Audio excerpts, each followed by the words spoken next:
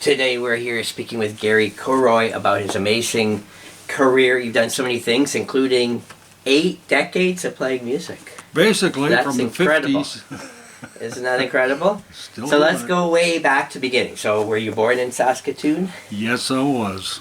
Yeah. And you had a large family. Yeah. And how did you originally get into music as a child? I always loved the drums kind of thing, and I can remember when I was a kid in my mother's kitchen, I used to get the canisters out, and I'd take a clothes hanger, a metal one, and I would cut so that you've got 2 drumsticks out of it, 2 little metal rods, and I'd play those on the canisters that she had in the kitchen there. So she was a motivator, and she enjoyed that kind of thing. So that, and when we were kids, we used to do variety things. Like, you don't hear much of that nowadays. When we were young kids, we'd all gather at somebody's house and put on a little show, and everybody did something. And of course, I always ended up playing on pots and pans and whatever kind of things. I never owned a pair of drumsticks until I was at the armories, the old armories downtown Saskatoon, and a veteran from the First World War, Stu Fraser was his name, tremendous guy, and they had a side drum around there, and I used to sort of putter on it kind of thing, and he thought, oh, that's great. He gave me a pair of drumsticks that were precious from him, and they were original, and he had used these way back in the First World War kind of thing. Here I had these things. So I was really motivated then to play the things, and away we went, start giving her. And were you involved in any like elementary school bands or anything like that? High school. Tech Collegiate, we used to have variety nights. And I was the only drummer at the time that was involved in it kind of thing, and I ended up going on teams on TV that they had back in the good old days there. And I went with a group called the Fendermen. A couple guys played guitars and stuff like that and whatever. And we used to go Saturday mornings. We were in there quite often, and there was a lot of good bands that went through that. I mean, it was a great show for teenagers, and we got known that way. And then Bill Abbott phoned me after he saw me on TV there playing the drums with these guys, and asked if I'd come with him and get in a band kind of thing. And I thought, that would be the greatest thing, Had you been a regular drummer for the Fendermen?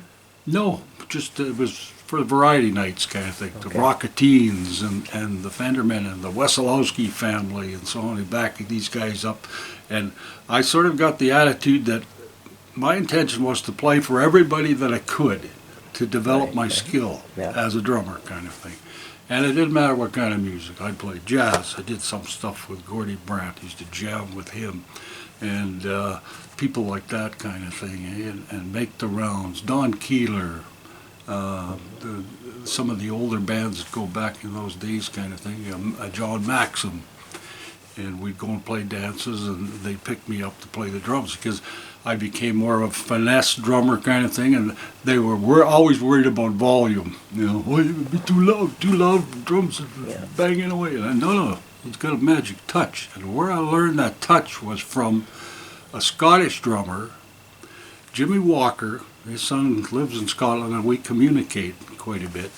And Jimmy was with the 2nd North Saskatchewan Regiment Pipe Band at the time. And I was in the reserve in the artillery. I had gone through the cadets. I was corps commander, and then I went into the reserve, and I was in the artillery. And Walker, I remember I was probably 12, somewhere in that range, and I was at Travelers Day Parade, standing there watching this guy come down the street, and he was playing, because I had followed Buddy Rich, Gene Krupa, Cozy Cole, all these guys, trying to imitate all the stuff that they did, just learning from doing it kind of thing and listening to it. And when I saw Jimmy playing, I said, man, that guy's good. He was phenomenal. He could do more on one drum than I heard guys do on a whole set kind of thing. And I said, I want to learn from this guy, because he is so good. So I went and joined the band. I quit the artillery reserve and went into the reserve with the 2nd North Saskatchewan Regiment Pipe Band. And Jimmy I spent, probably 2 or 3 years with him kind of thing. And he was a rudimental drummer from Scotland that had started when he was about 4 years old or whatever kind of thing. And that guy knew drumming inside out. He knew more rudiments and things than, and I can remember him, he made me play on tables for about 6 months. We never touched a drum for the first part. And you had to develop your skill that way and your rudiments and so on. How old were you then? Yeah, so the basics kind of thing. And I thought this is really valuable because I like solo drumming and playing. You know, like when we played dances and stuff like that, they always had the portion where I'd do a solo kind of thing.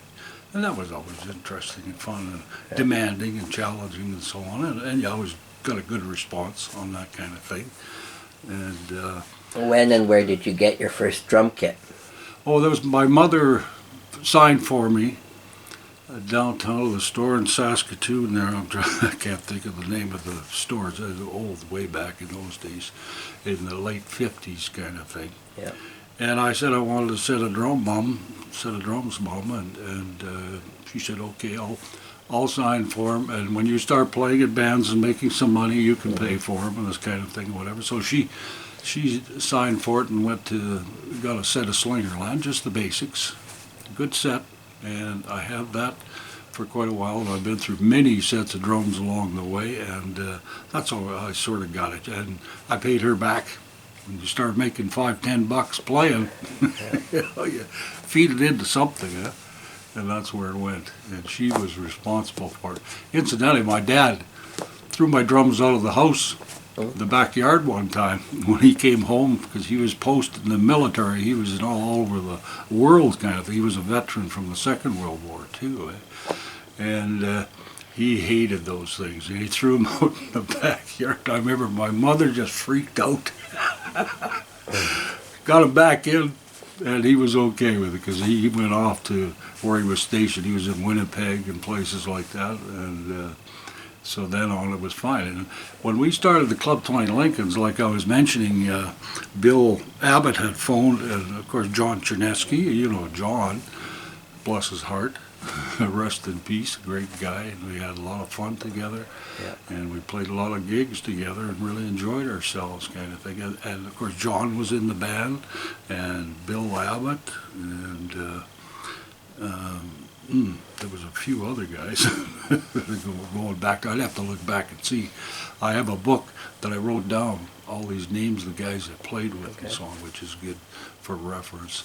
But we went on TV, started playing dances, and things just skyrocketed. Like the TV at that time was a big factor for us, and we became a very known band.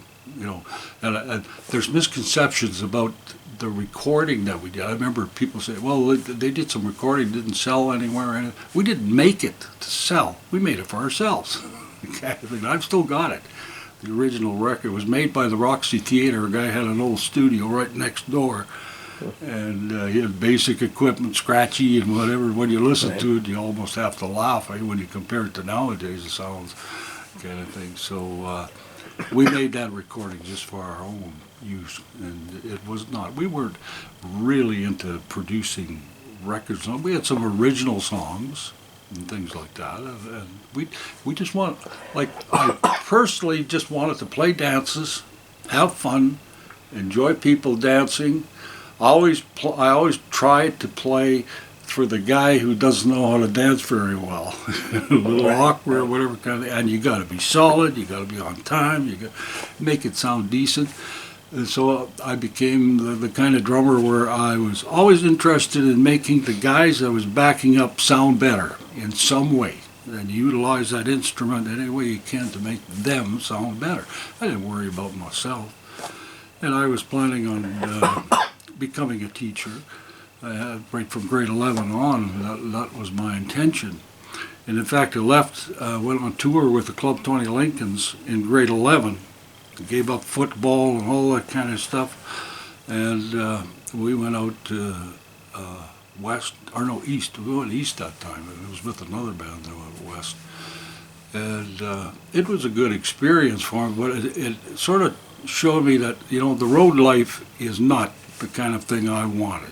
Right. You know, you want to have a family and stuff like that, and still play and enjoy life and whatever kind of thing. And like I say, play with a lot of bands and compliment everything they do and try and make it better and enjoy it yourself. I mean, I was very fortunate. What a career to have, to be a teacher, work with kids all day. Beautiful experience. And then weekends, evenings, working for adults, playing in the bands, Right. and having a good time. So the Club 20 Lincolns lasted about 1959 to 64. So that 5-year period, were you in it the entire time? Pretty well, yeah. And do you have any highlight, best gigs, worst gig stories? You could Well, probably the quickly best share? gig was we were not union members, and we got a chance to play the startup band for the Fireballs down at the old Legion Hall when they used to have stuff there. And of course, in those days, they were a top group. They had a hit song and so on. So we quickly had to get unionized, and we did that the night before and whatever, and then we headed off to the Legion the next day to play for the Fireballs. And that was a real shocker because those guys were loud and powerful. My gosh, it was shocking to us kind of thing. And we had to sort of put on the show that you want to compete a little bit. You want to sound good. But it went over well, and it was very good publicity for us, too. Because, I mean, we had a lot of dances. Right. Weekends. Did you have any issues, good or bad, being a teenage band? Not really. People tended to look at the talent and the enjoyment they got from you, and we did stuff that was up to date at the time, kind of thing. I mean, Bill Abbott had learned from Gordy Brandt. He was a very good guitar player, and Bill helped with that kind of stuff quite a bit because he was quite talented, and he still, I think he still does it. I don't know. I haven't talked to him for so long, kind of thing. And there was no issues with it, and it went really well. Like, we had a lot of fun, a lot of enjoyment, a lot of running around. Busy. What were some of the strongest songs in your set that you were known for? Well, Adventures, of course, and then John Chernesky sang, Marty Robbins and all this kind of stuff. I mean, we did a lot of those things, and that was the main part of our repertoire. And it was rock and roll, but it was contemporary stuff that was going on in those days, the Fireballs, the Ventures, like I say, and groups like that. Elvis was coming along, kind of thing, at that time, and he was making a big name for himself. And we did stuff like that, or whatever we could. And that's when you played with different bands, at least you got a taste of different talent, and guys that could sing differently, do different kinds of stuff. It was fun that way. How often would the band likely have rehearsed, and where would you rehearse? Well, we started rehearsing in my mother's kitchen. I've got pictures of that going way back. And we would go to the guys' places and whatever, this kind of thing, the basements and so on. Bill Abbott, we used to go to his basement. Then John Abbott became our manager, and his son became a bass player. First, I worked with him on the drums, and he did play the drums. He played very well, but he played bass for us, kind of thing. And he was our manager. But he had a nice place on Copeland Crescent over there, and a beautiful rumpus room or whatever. We used to go in there and play away, and he was very supportive, 100%. And the best part is he had a 1958 Cadillac, because I'm into classic cars. I love those things. I've got a 61 Thunderbird I worship that thing. And he had a 68 powder blue Cadillac Brougham, and he would only let me drive it as a guy in the band kind of thing with them. And he would drive it, but he let me drive it, so I used to take this thing, and he'd give it to me just to go out and see concerts and things like that, or whatever. And I used to drive that Cadillac. Fell in love with those cars. It was great fun. Being a so-called kind of current top 40 band, playing a bit of rock and the top country and the top pop, did you have any problems booking gigs where, an older dance crowd really didn't like what you guys did, or?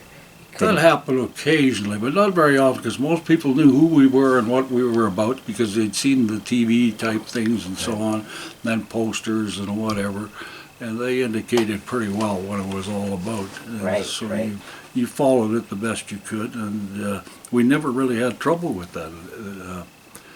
The only time I ever thought we had a little bit of fun was with another band called Generation, where we were playing at a wedding dance kind of thing where nobody danced.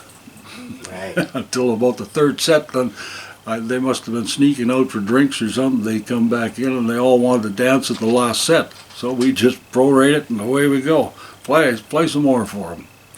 But that's about the only time. The rest of it was really quite good. And I used to go with Joe Gallagher, the two of us, because he played guitar and sang, and I had a washtub bass. He used to get little gigs at the old folks' homes. So we'd go and do that. But of course, they loved it. That was always exciting, playing for those guys. So one of the venues you played often was the Silver Park Hall. Mm-hmm. Yes. Can you tell us where was that and what was that venue like? Just out of town, farther than the Manhattan kind of thing, and the Red Barn was out there. We used to play that one quite a bit. St. Gregor had the Silver Dome. That was neat because they had a stage that was circular in the center, and the stage rotated. And the sound was magnificent in that place. And the sound would change every time this thing would move slightly. It was absolutely marvelous. Places like that. Trianon Ballroom, Temple Gardens, the arcade in Prince Albert, we used to do that quite a bit. And that was always a busy place. And then we did a radio show back in the 60s there with the Club 20 Lincolns from North Battleford with CJNB. And Eldon Elliott was the guy in charge of it, kind of emceed it and so on kind of thing. And we used to do that on Saturday nights, Meola Lakeside Dance Land. And that place would be packed. We had more fun there than anything, and it was good crowds. A lot of people from Battleford and surrounding area and whatever used to go there, right on the lake where the lodge opened. You open up the big windows and you look out on the water and so on, and the beach and whatever. It was really nice. So we did that on Saturday nights. And it was a live radio show. So that brought a lot of publicity. You know, the word got around and we were busy. No doubt about it. That gig where you opened for the Fireballs was in May 1961 at the Legion. Right. I do have an interesting question. In 1964 you played the Legion, and it was a double bill. It was the Club 20 Lincolns and the Shadows. Right. So what's interesting, which I don't understand, is John Chernesky, I believe, eventually was in the Shadows. Mm-hmm. So was he actually in both groups that night? Not really. He had gone from our group to the Shadows kind of. He wanted to form his own group there kind of thing. And so likely on that date, John's no longer with you then? No, we were Club 20 Lincolns, and John was off to the Shadows kind of thing for that date. But with the Fireballs, like John was with us then. So do you remember at the end of the Club 20 Lincolns, did John leave and you replaced him with somebody? No, we didn't replace him with anybody. We went just the way we were. And then we went on that tour, like I said, when I was in grade 11. And the interesting thing there is when I came back to school, they weren't going to let me back in because I wanted to go to university. And it was Christmas time, and I can remember the principal, Brent was his name. He was a good guy, a terrific teacher and so on kind of thing. And he said, well, listen, we'll let you write the exams, and if you can pass most of them and do reasonably well kind of thing, no problem. You'll be back in here right now kind of thing, caught right up with everything. So I had books with me, and we had a tutor on the road, and we used to play tricks on this guy all the time. He was from England, a young guy kind of thing. And I came back, wrote the exams, did fine, got back in. And I was quite happy then because I wanted to go to university. You know, I mean, my intention was to be a teacher, and that's all. So I learned that in the military. I was a cadet corps commander for the 328 Saskatoon Collegiate Cadet Corps. And I did a lot of teaching. Ken Sauer was our chief instructor, and he made me prepare curriculum, prepare timetabling, teach. So I had learned it very early, kind of thing. You know, weapons training, map reading, whatever. Civil defense, all these things. We did all that kind of stuff. A drill, a lot of marching and all these kinds of things. Camps. We used to go to Dundurn every summer. out there kind of thing. So I wanted to be a teacher, and all you needed was that piece of paper. You had to graduate, you had to be qualified. In those days you had to, you know, you got to get a degree to be a teacher, and that's all it was doing. That was one of the happiest days of my life when I got that piece of paper. I can now work with kids for the rest of my days. Terrific. What year did you graduate high school? 63. Yeah. Okay. And then you play with the Club 20 Lincolns a little bit longer, and then you leave the band, or does the band just fold? Yeah, yeah. And like everybody sort of goes their own way, and all these other bands start forming, like the Great Flood, and, you know, Bill was with that, and so on. Right. And the Hanson brothers were around. They did Everly Brothers and whatever, and they were very good, extremely good. And of course, John had the Shadows. Yeah. And Society of Four later on, kind of thing. I did some playing with John when he was doing the Legion Halls kind of thing. Right. And we had a lot of fun reminiscing about old times in those days kind of thing.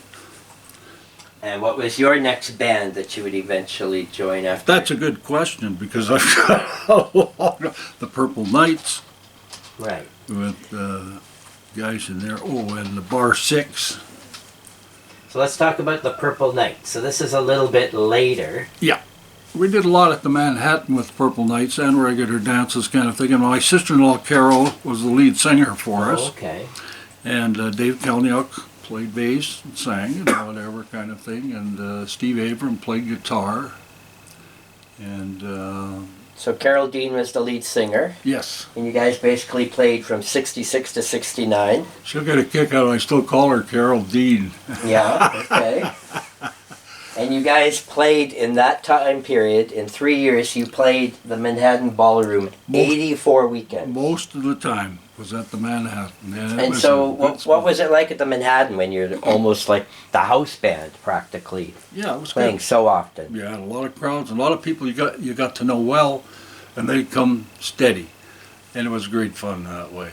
And they knew what we did, and they loved it, so we were happy. And what kind of material did you play? Well, it was mostly the up-to-date stuff at that time kind of thing. And, middle-of-the-road pop? Yeah, basically that's what it was. And did Carol sing every song? Pius Fritz, I remember Pius used to play the accordion for us so that we could do polkas and old-time waltzes and stuff, and country-type stuff and so on. And we did a lot of rock, but it was contemporary rock at that time. Right. Do you remember the Manhattan Ballroom ever kind of like changing demographic of not being so much of an old-time dance room? Well, or was it still that full time and the audience would shift depending on who the band was? Yeah, like the Cotton Pickers used to be out there a lot, and groups like that kind of thing, and we were a nice, refreshing, contemporary rock type thing that would come in there, and that seemed to be good for the people. They enjoyed it. A variety, and they knew which ones to go to. It was all advertised, it was in the paper and so on. Old Ned Powers always had his articles. The people knew where we were. Were any of the Manhattan Ballroom shows aired live on the radio? Not that I can remember. I don't think so. Because they did later do that for the Cotton Pickers. Yeah. That's right. And did the Purple Knights ever record anything? No. We just played dances. That was the whole thing. And did you travel much out of the city? Oh yeah, like when I was looking at a map of Saskatchewan one time, and I was trying to figure out all the towns that we played in and whatever with these different bands. Like, it was amazing, and they were always exciting, because in those days that was the main form of entertainment, was the weekend dances kind of thing. The farmers would come and the townspeople, and everybody'd be out there in those places, and you'd get big crowds, and the food would come out. Like, the ladies would bring food and things, and it was always exciting. One of the most exciting ones I remember playing was with the group Generation, was a rodeo in Beachy. And the fights broke out about 3 times. The RCMP had to come and break them up. It was like an old barroom scene, the cowboy kind of thing. Bottles flying. Yeah. They never bothered us, though. Never had trouble with that kind of thing. I used to keep a baseball bat behind me on the stage in North Battleford when we used to play at the Miota Lakeside Dance Land in case they got wild. Somebody wanted to beat on my drums. I was ready for them. What year did you get your degree? In 1968. 68. So this is at the time that you're playing. So yeah. So explain to me time-wise, how are you fitting that in? You're getting your degree to become a teacher. You're playing every weekend. So when and where is the band rehearsing, and how's that all working? At that time, I took my first job in Edmonton at a junior high school. So I went to Edmonton. My drums were back in Saskatoon, and I wasn't with any band at the time. And I saw an ad in the paper. They were looking for a drummer, a group called the Happy Wanderers. And they were an oop-um-pa band, with the lederhosen and all this stuff. It was really interesting. So I went to a rehearsal, and Jerry Wennis was the lead of that band kind of thing, and he hired me right away. So I ended up in Alberta playing for, like the Derrick Club down in Calgary, and we played to the Hoffer House in Edmonton. And we were doing a lot of steady stuff in those places, plus the odd beer parties and things like that. And in the fall, the harvest kind of thing was a big deal because they had all these beer fests and so on, and we were always busy. And the unfortunate thing, I haven't got any pictures of me wearing that lederhosen thing. I wish I had some, because it was really cute. No worse than when I played in the pipe band and I had to wear a kilt. Okay. They used to call me McCroy. And that was an interesting experience. I mean, dressing up in those things with the big busby and the kilt and the sporran and all these things and the spats and this, it was a nightmare putting all this stuff on and going to play. And we played the grandstand a number of times. Pioneer, I remember playing there. And we'd go and do wherever they have these big festivals for pipers and so on, kind of thing in the cities. In Moose Jaw, we used to do the Golden Mile there during the parades and things like that. I mean, we did a lot of running around it.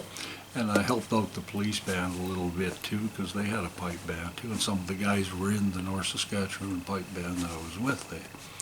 So it was quite a variety, and it was fun. But the costuming was the interest part. Wearing the kilt and all that stuff. I'm a Romanian. Okay. I'm not Scottish. But boy, I learned from Jimmy Walker, the Scottish drummer. He was phenomenal. Bless his heart. Taught me a lot of things. So you get your degree, and where did you start teaching first? In Edmonton, at a junior high school, and then, like I say, played with the Happy Wanderers there, and so did the Purple Knights break up because you were leaving? Yeah, at that time, they often when they pick up another drummer's kind of give them notice that you're going on to this and that. And they knew it was my career, so I was moving on away from Saskatoon, so it was fine. But I came back in a year. And then I didn't like Edmonton. Oh, you didn't like it. So then you and Dave Kalniak start up the Bar 6? Right. Yeah, and that's with... And Ron Kinetic. Ron Kinetic. And Judy Ballin. Yeah, Judy. And Nelson Ross. Bruninsky, or Nelson, yeah. And Tom Hogue. Tom Hogue. And in fact, I just got contact with Tom just a couple of days ago. He's now in Summerland in BC, just out of Kelowna, because I had lived there for about 6 years. Kind of thing, and I hadn't seen him for years, and he saw me on Facebook advertising with my 61 Thunderbird, looking for stories for it, kind of thing. And we had a long talk and had a great time, kind of thing. But Tom was a phenomenal organ player, and he still was. And of course, he played this piano bar thing for years. He said he's not doing that anymore. He's into music production and so on. A very talented fellow. So now you're in your fourth full-time band. So tell me about, at this time, what was it like for PA equipment? Did these bands have a PA? How did you? That's a story in itself. Yeah. So I mean, in those days, to get a custom set or whatever, something like that, you know, the nice speakers and all these things, we had those, and we burned out some and whatever kind of thing. But we always pooled our resources. Said, okay, we'll take this much money to pay for it, and go and get the darn thing. You know, somebody signed for it, and away we go, kind of thing. And we were old enough and working and so on, so you'd always come up with equipment. And it was basic stuff, Fender equipment. You know, most of the guys had that, and I had Ludwig drums and Tamba, and you know, Pearl and stuff like that. Different sets. I've changed. He says I used to have double bass. When I did a lot of solo work, it was great with a double bass kind of thing, and cymbals all over. And I look at these guys nowadays on TV and think, wow, what toys they have. Would that be fun? Playing some of those. How many gigs would you say in the early days did you actually play where either technically the band's sound was terrible or you couldn't really hear the rest of the band that well? Well, yeah, the hearing was a problem because of the equipment. And then we ended up getting monitors and so on as time went on, and that made a big difference. And I used to have one close to my drums, and then of course went to the headphone kind of thing and through the system. That was terrific.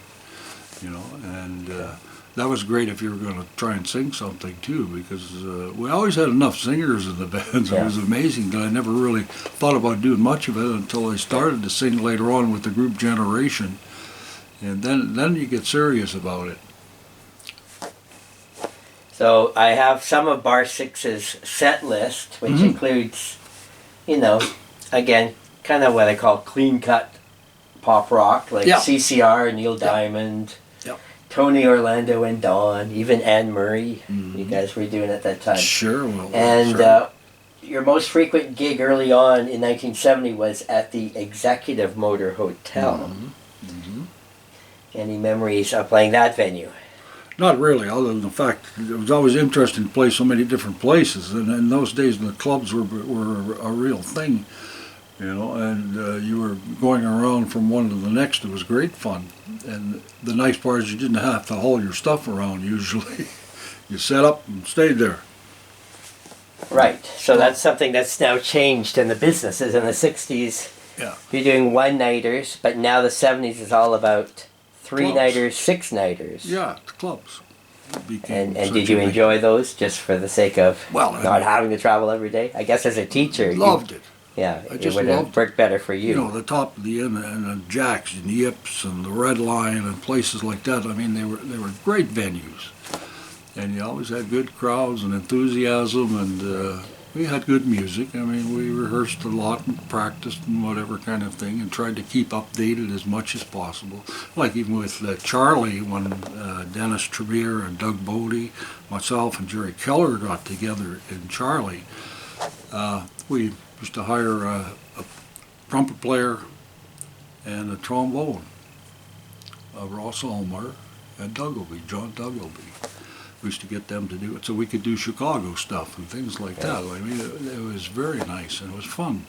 Do you remember, were you actually in both bands at the same time? Not really, no. Most of the time I was with one and that's it kind of thing, and changed quite a bit. So do you recall, was Charlie after or before? Let me think now. It was after Bar 6, I think. Yeah. Yeah. So do you remember then your time with Bar 6 could have only probably been roughly a year then. So why? Well, it was maybe a little longer. It was a few years because we did a lot of work at the Top of the Inn and places like that, and the clubs and so on. I mean, at least a year for sure or more, and then went on to other things. I think, like, I found that it was pretty heavy duty playing these clubs kind of thing, because I had a wife, Donna, and 3 kids at home. It was busy. I was teaching, playing sports myself because I played fastball with the commercial league here, and we were very, very busy, and just coaching different sports and stuff like that. The Riversdale Track Club did some of that, It was so busy that I would tend to sort of drift away from a band because things were getting overwhelming and I was too busy kind of thing. and wanted to change, something different. It's always fun playing with different guys. Yeah. Do you remember, were you the original drummer for Charlie? Yes. Yeah. Because somebody told me that Charlie started in '69, but I think that's not possible. Well, it could be... because if Bar 6 is 70, 71... Yeah, so I would think it was into the 70s a little more, kind of. Well, I even had one guy suggest that I didn't play with Bar 6, it was somebody else. Well, that was different because they continued on, and I've got another drummer. Right, they did change with a completely different Yeah, lineup. and I was the original drummer with those guys. Yeah, okay. Yeah. So, do you remember roughly how long were you with Charlie? Because the band actually ran till '78. Yeah. But I don't think you were there that whole time. No, probably not. And I think I probably spent 5 or 6 years with them anyhow, that's for sure. We were together quite a while. So through all these bands, were you a member of the union Yes. this entire time? Yeah, once we joined there back with the Fireball days in '61 kind of thing, then we were unionized totally. And it was interesting, one little anecdote with that was I was fishing up north one weekend kind of thing, and Roy Orbison was coming through on his tour, and his drummer got hurt. And John Kolinchuk was the president of the union at the time, and he knew I was around and available, possible as a fill-in kind of thing. And he was trying to contact me. And when I got back on Monday kind of thing, he says, "Where the heck were you?" I said, "I was up north fishing." And no telephones or anything like that or whatever. And I said, "You mean I missed a chance to play with Roy Orbison? You got to be kidding." That would have been fun. Yeah, for sure. Well, we did with Buddy Knox later on with Flashback. That was another group with Kevin Johnson and Ron Bergstrom and myself. Very cool. So let's flip back and forth between your we're music and your jumping teaching. So you come back to Saskatoon. Yeah. Bar 6 in 1970. Charlie likely late '71 maybe, and now you're teaching in Saskatoon. Where are you at? I'm in Saskatoon, and I was at Elvin Buckwold first, and I became a vice principal kind of thing at Elvin Buckwold, and of course then it was a variety of schools from there, like Buena Vista, Churchill. Every 4 or 5 years they would move us vice principals around kind of thing, and spread your experience, and so you gain experience for future administrative positions and stuff like that. So, and Westmount, of course, spent time there, all over, and then So did you switch schools a lot because you wanted to, or was that sort of the... It was a combination. Usually they moved you after a few years, kind of, 3 or 4 years, or 5 maybe, as a vice principal. And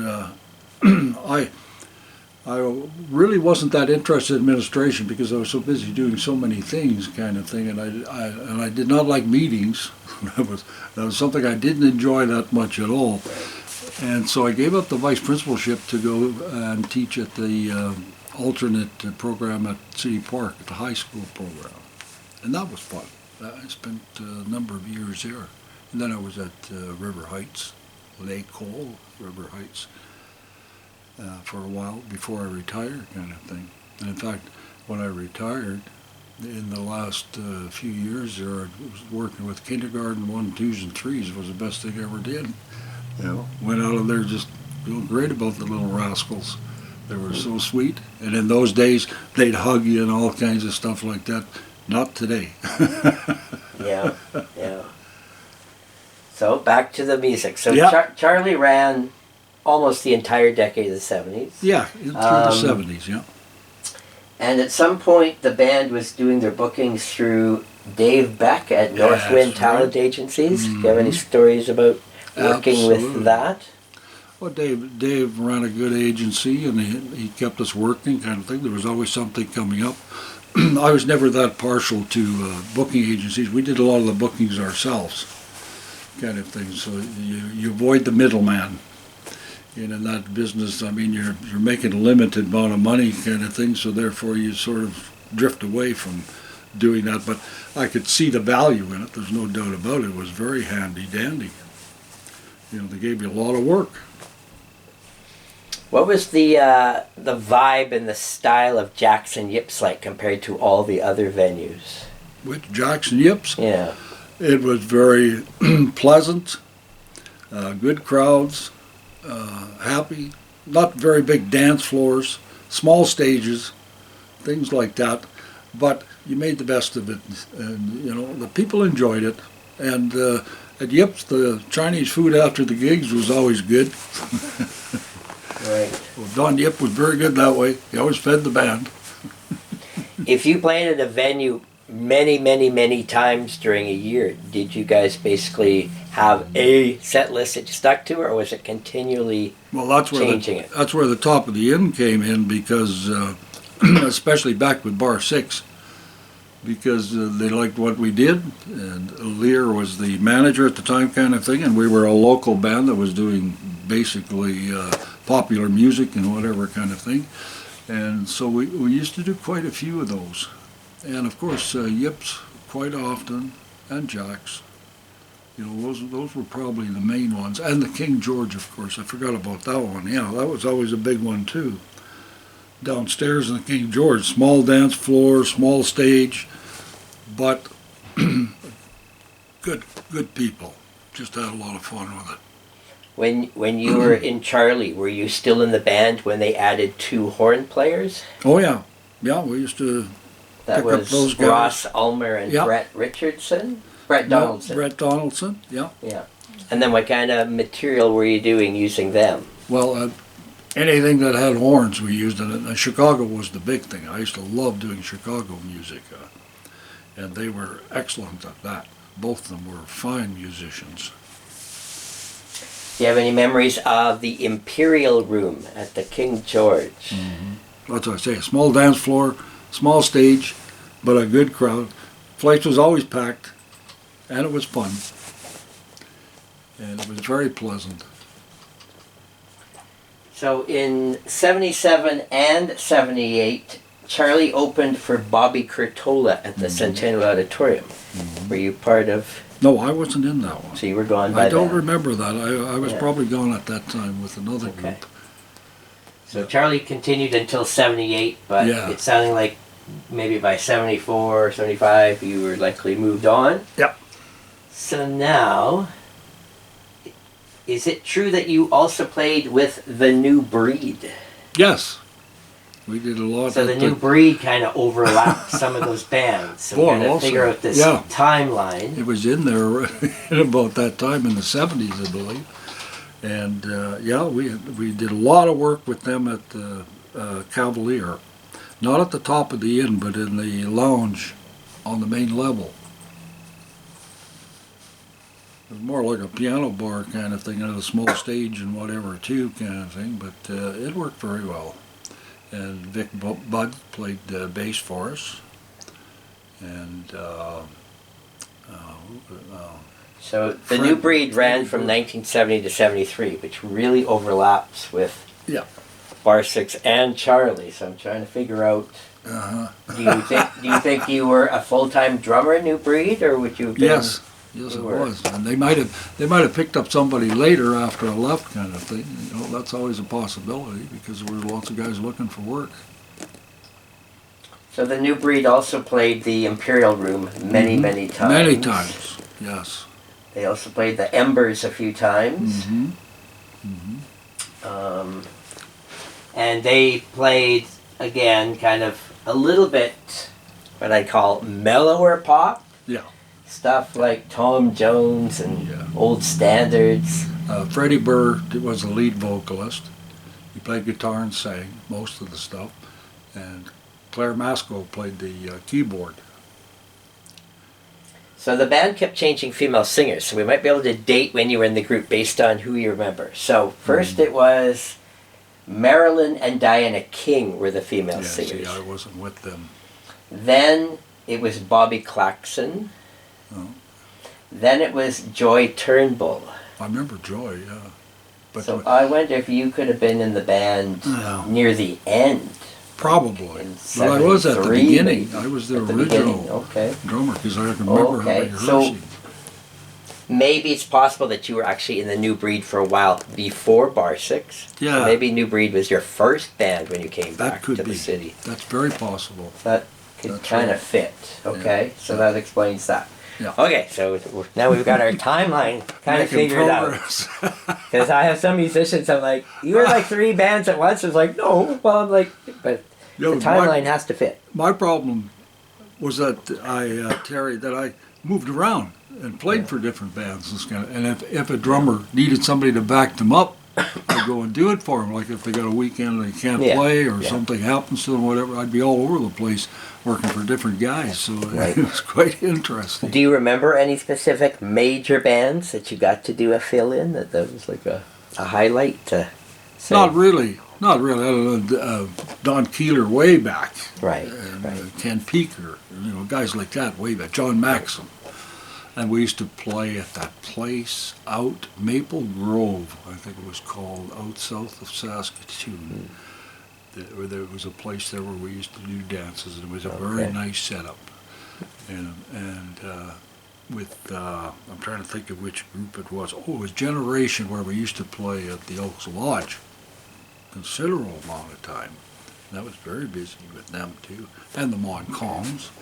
Did some work with them out there too for a while. Like so many bands. I made a list one time, and I think I stopped at about 28 different groups that I'd played with, kind of thing, seriously, and done some good work with them, this kind of thing, not just a one-nighter kind of thing. Some of them were, but most of them weren't, because it was fun to job around. And once people got to know you and how you played and what you did, and I was always a finesse drummer, not heavy-duty kind of thing, but I could do that. In fact, I played out in Vancouver not long ago at a pickup bar kind of thing there, and that was fun. And also in Langton, Alberta, and in Kelowna we used to do that because I lived there for about 6 years. And that's the only playing I did there was that kind of thing. You go in these bars and check with the drummer and see, you want a break? Can I play a few numbers? Whatever. No problem. Be up there pounding away. As the late 70s approach, we start getting stuff like disco and hard rock becoming more popular. Were those genres that you ever played? Not really. We were never really into disco and the acid rock, as I used to call it, kind of thing that was starting, and it was wild by comparison to what we were doing. Right. And we were still sticking with the popular type thing, middle of the road. And dance music, that was the whole thing. I mean, it was all about dancing. That was my full intent, is to help the dancers. Where did you first become principal? I was at Elvin Buckwold. That was the second year I was here from Edmonton. Okay. And we had, I don't know if it was a few years later, the enrollment of that school was 712 students. I mean, it was a big school in those days. All those schools out there, Hugh Cairns and all those were busting at the seams, and Churchill and so on. I was at Churchill later when it closed, kind of thing, which was a very unpleasant experience for the community and the kids and all that, because it was a good school, but our population was going down. Once it started to peter off, the demographics and so on, it was quite different. So Elvin Buckwold was the first school. Let's talk about personal life. When, timeline-wise, you get married, you have children? Lots of them. I've got great-grandchildren. Okay. I think we just had one last week, and we visited them in Winnipeg. That's number 5 or 6. Okay. My wife Donna would know for sure exactly what's going on. Grandma is the matriarch. She knows it all, totally. And we have 4 children. When and where did you meet your wife? We were, that's a long story, in high school. When I was a football player, playing tight end and linebacker for the Tech Taggers, and going out there getting beat up on the football field. Actually, I wanted to play football, but I got hurt in my last year kind of thing, and I couldn't tackle, couldn't do anything, and I was worried about my drumming, because I thought, if I really get hurt doing this, I'm not going to be playing at all kind of thing, and there's no way. So I cut all that out and went on from there. Okay. So we're now basically into the 1980s. Are you doing a lot of music still? Yeah, still at it. yeah, just jobbing around and playing with the different ones. And Flashback became a very good group that I enjoyed playing with, because we did the old 50-60 stuff, Right. almost entirely. Kevin Johnson and Bergstrom, Ron Bergstrom, and When did that band start? and Dennis Tremere was with us too as a bass player kind of thing. And it was a good group. We had a lot of fun with that one. And we backed up Buddy Knox and stuff like that, and Okay. he liked having us around, and we enjoyed it. It was fun Right. doing stuff for him. That was a bit of a thrill, you know. Yeah. Did that band travel at all? Not really. I mean, it was local stuff, eh? Yeah. That's basically it. Because we were all working then and older and busy, and it was more of a hobby type thing. And it's always been a blessing just to have that music. You know, and I used to tell the kids at school, I mean, music is very special in your life. And when I think of the amount of people that I've met through music and enjoyed their company kind of thing, it's amazing. Yeah. You know, blessed. Definitely. And so in the last 30 years, what are some of the musical highlights for you? In the last 30 years, let me think now, like... 90s onward. Who would it be? So I think Flashback started around 87. Yeah, like they went into the 90s, I Yeah. think. Yeah. There's And lots of gigs.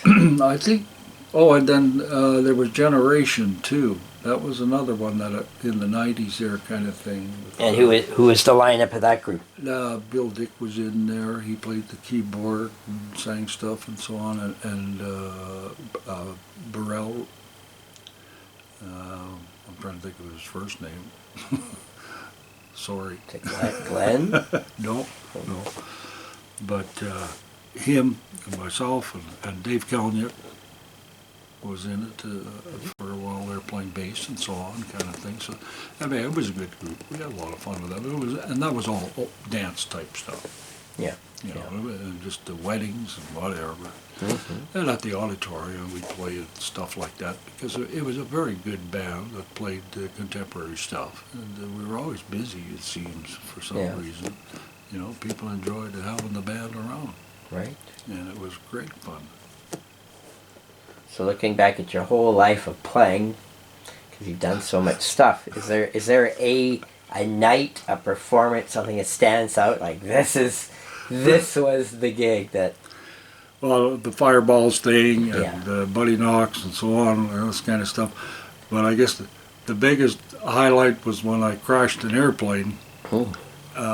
That's where the Buddy Holly thing comes in. And in fact, Doug Bodie, when I moved back from Kelowna, I was going to go visit him and thank him again for saving my life, and the other guys, the other three that were with us, you know, Dennis Tremere and Ray Penner was an accordion player, he's around, and the German guy, Hans, I call him, kind of thing, and he was from Germany and wanted to see Saskatchewan.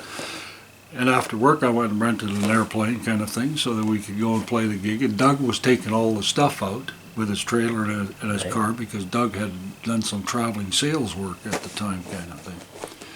And so I get this airplane and away we go to Wadena, out east. And of course I get out there, or I should say just before I left, I remember talking to the guy I was renting the airplane from, and he says, you know, the weather's not looking good out west. It's starting to get pretty ugly. I said, well, we're going east, so we'll land and park her up there kind of thing and come back the next day. No problem. Start out, everything goes fine on the flight. We're enjoying ourselves. Those guys are drinking, of course. I wouldn't touch it, fortunately. Not when you're flying. And we get towards Wadena. I can't find the airstrip. There's no airstrip there. There is, but you couldn't find it because it was all grass. And it was up high. Nobody landed there. And spruce trees at the end. And it looked like it was all wet. Like, you know, there's no way. So I'm trying to decide what to do here. I'm on the radio calling Mayday, Pan, so on, trying to get help to find out where I can land this darn thing, because now it's starting to get dusk, and the wind is coming up, and it's getting cloudy and darker. And I'm buzzing around with this airplane with three guys in it, ready to go play a wedding at COROY, of all places, and going to land in Wadena. And so I went over and looked at the highway, and it was busy. I mean, there's no way you could land on the highway. You could not land on the fields because the cattle were out there, power lines and all this kind of stuff. So I come around onto the highway, and I was going down the highway, and who should I see flashing his lights but Doug Bodie. And he knew exactly where the landing strip was, kind of thing, which I had no clue whatsoever. And so I buzzed around there, and Doug went out and driving. It was starting to get a little bit dark then, dusky, and he parks at the end. There was some big spruce trees, and Doug's in the front there with his lights on to make sure that I can see where I'm going, kind of thing. And I went around, did a precautionary couple times kind of thing, checking it out to see if I could see anything that looked pretty good. So I come around, and I'm going pretty hot to put this thing in because there's a strong crosswind.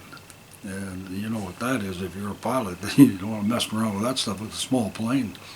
So I'm going in on an angle and the wing down like so, coming in towards this grass that looks like a landing strip.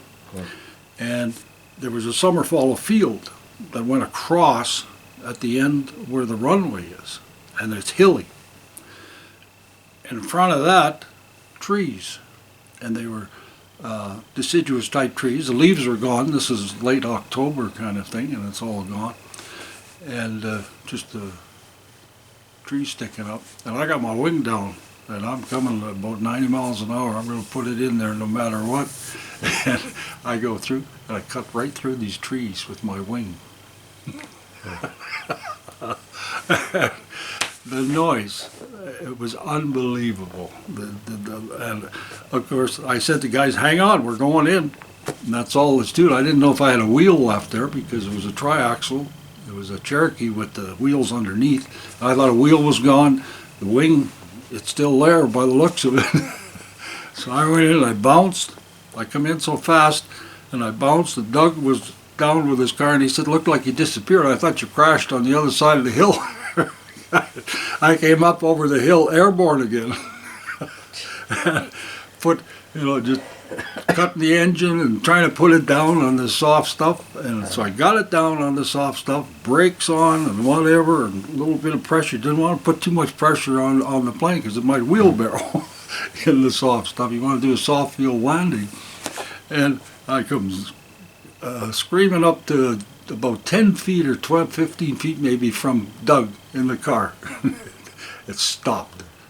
We got out, kissed the ground, all this kind of stuff. Oh man, I said, Doug, where's the beer? I gotta have one. I'm alive, we're all alive. So, and I looked at the airplane and the wing had all kinds of dents in it and whatever kind of, the wheels were still there because we got her down, no problem. And Doug cracks a beer out there. Then I realized, hey, I got to go and report this. I just had an accident with this airplane. So we drive over to the mountain shop. Nobody's there. Okay, that's fine. We just leave it and went to play the dance. We took everything and off to COROY and played the wedding and did everything we were supposed to do, and like nothing happened. And come out the next day. Oh, I had to phone the guys I rented the plane from in Saskatoon, and the next day we come out and we stayed there, and the next morning we come out kind of thing, and there was a crowd there. Somebody heard that this plane had crashed at Wadena. They were out there to see it kind of thing. So I had my scarf and I put it up and trying to play the World War I pilot hero or whatever, waving to people. Hi, how are you? I get there, and the guy takes the airplane and takes off with it. And I thought, oh my gosh, but he's going to check it out. So he goes, he flies and checks it out, comes back, and he says, well, it's got damage, but that wing is still, the route is good, everything looks fine, any kind of thing. You're flying it back. I said, no, I'm not. And he knew that if I didn't get back in that airplane, I'd never fly again, kind of thing, because I was a wreck. And the guys were standing there, and I said, well, who's coming with me? Nobody's going with you. You're on your own, buddy. And then finally Dennis Tremere says, I'll go with you. Like Dennis was a super guy that way. He backed me up. So we flew all the way back to Saskatoon. It was no problem. We landed there and got it done. But it was pretty exciting, and I always think of Buddy Holly and those guys going to play a gig and doing something silly. The pilot did, of course, and I've heard the guys that were in a comment that you did a pretty good job putting that thing in there, landing it properly and getting us out of there or whatever, alive, alive and well. But Doug, like I say, Doug saved my life that way, really. Because I would have not been, I don't know what would have happened. We could still be there. Could have been buried there, for God's sake. You know, and Doug was always dear in my heart, just thinking about the guy. Yeah. And of course, he passed away a while ago, kind of thing, a year or two, something like that. And I was quite disappointed by that, because I sure wanted to spend time with him. But, you know, these guys, that's the trouble when you get my age kind of thing. Like, I'm 78, and all these guys are dropping off. And it's scary stuff, because, you know, the end is in sight, and they're going. Like when John Chinesky passed away, and Doug, and guys like that. It's too bad. You got to keep in touch and enjoy the company as much as you can. That's like when Tom Hogue phoned me from Summerland in BC there. I was just elated to talk to some of the old guys that we played with and had some fun with and whatever, right? Excellent. But that's a story. Yeah. All right, well, I'm going to end here because I don't think we're going to top that airplane story. So I don't think thanks so. for giving us all this history of a really very unique career. So thank you. Well, thank you. Enjoyed it.